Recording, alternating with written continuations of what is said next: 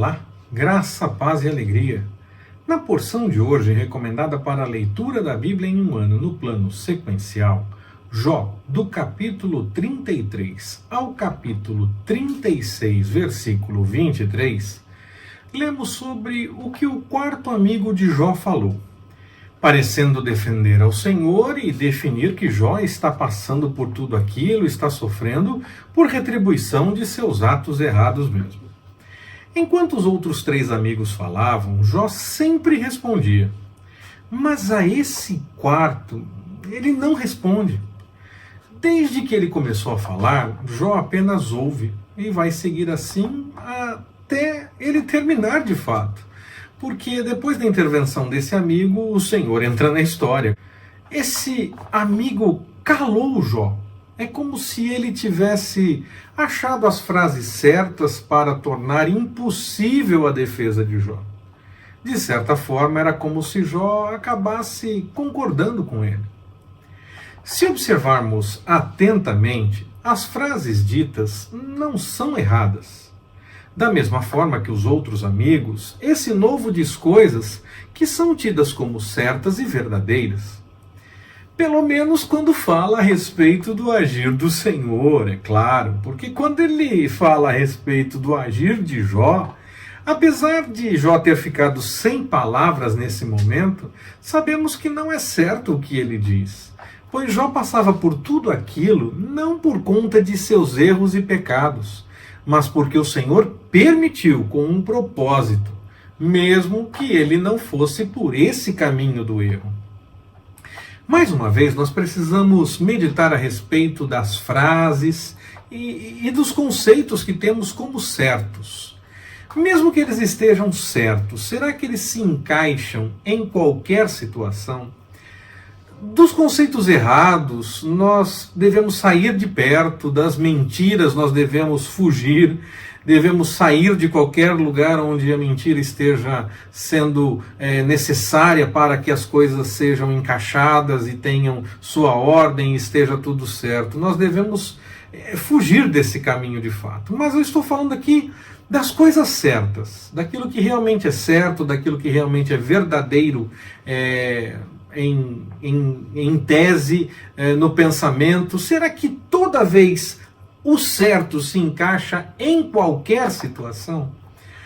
Se mesmo no tempo da lei, que tinha um monte de coisas para se fazer e observar, ainda assim o Senhor queria muito mais que apenas um mero ato mecânico ou de repetição social, de aparente obediência, mas ele queria de fato um coração contrito e quebrantado, envolvido com aquilo que estava fazendo para glorificar o nome do Senhor, quanto mais nesse tempo que nós vivemos, no tempo da graça. O sofrimento humano intriga a muitos. Sempre acaba associado a algum tipo de punição por ter feito algo errado, e muitas vezes é isso mesmo. Como um pai, o Senhor nos adverte e nos corrige. E pode ser que tenhamos feito sim algo errado e precisemos de um puxão de orelha para colocar as coisas em ordem. Da perspectiva que somos todos pecadores, todos poderiam sofrer por conta dos seus erros. Se o sofrimento é apenas uma punição por conta dos erros, todos deveriam sofrer então. Mas aí as pessoas dividem um pouco isso, pensando que sofre punição mesmo apenas quem erra mais, quem continua errando sem arrependimento, quem não é exatamente amigo. Quem não é amigo? Misericórdia, não é assim, né? Não há acepção de pessoas, né?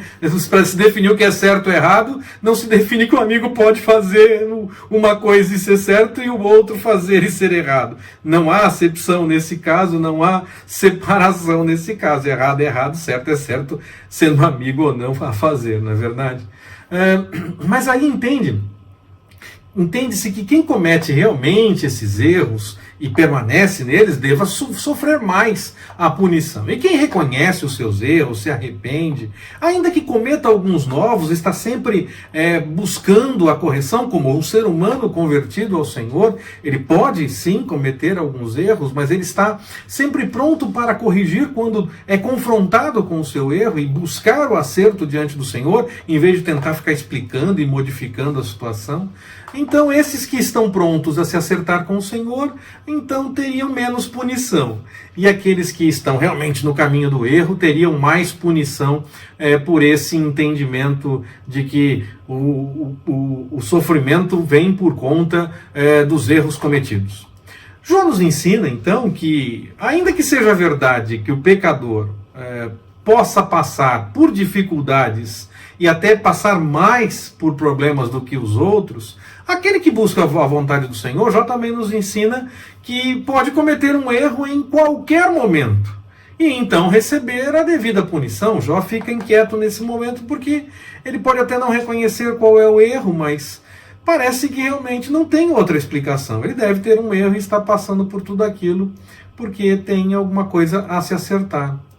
E ensina também o livro de Jó que mesmo sem esse erro, isso nós sabemos da leitura, não é a experiência que Jó tem até aquele momento, nós é que temos conhecimento disso por conta da leitura que estamos fazendo, sabemos que foi uma acusação antecipada do inimigo, dizendo que Jó deixaria os caminhos do Senhor se ele não tivesse tantas coisas boas como ele tinha.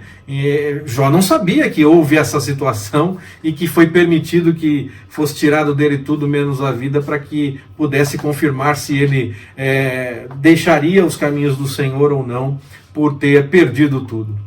Ele não sabe disso, os amigos não sabem disso, nós sabemos pela leitura que nós fizemos.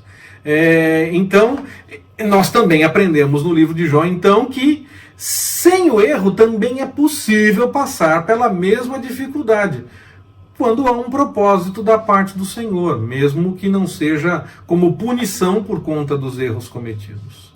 Mas parece que neste momento Jó se rende a essa possibilidade de ser sim um pecador que está sendo punido, pois ele nem consegue mais responder. Ele permanece com a sua paciência tão falada a respeito da paciência de Jó, não é? Ele permanece com a sua paciência porque não manda todo mundo embora e nem explode naquela situação. Mas ele já agora parece mais cansado, parece de fato esgotado, parece que se rendeu àquela situação. Nós sabemos que não é o caso aqui, mas parece que ele cansou de tentar entender o que estava acontecendo e pode sim ter aceitado a interpretação mais conhecida, aquilo que a maioria estava dizendo, que ele deveria ter um erro e tinha que se acertar diante do Senhor. Será que é esse mesmo o caminho que se deve seguir? Se as pessoas perseguiram os profetas, se é possível até difamar aquele que busca a vontade do Senhor, as bem-aventuranças mostram isso, que é bem-aventurado quando falarem de vós as coisas erradas e perseguirem, mentirem e essa coisa toda.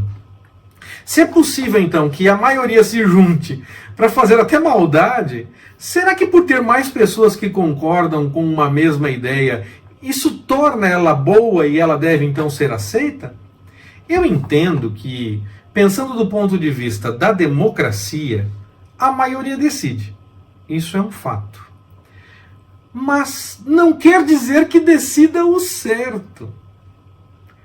Entende isso? A maioria decide, vai ser implantada a decisão da maioria. Ponto. Mas a decisão pode ser certa ou pode ser errada. Jó pode estar se rendendo à decisão da maioria, mas parece que se rendeu de uma forma errada. Se ele de fato está se rendendo e por isso não responde mais, está errado no que aconteceu, porque nós sabemos que na verdade não era o que a maioria estava dizendo o motivo do seu sofrimento. Não era por conta de um pecado.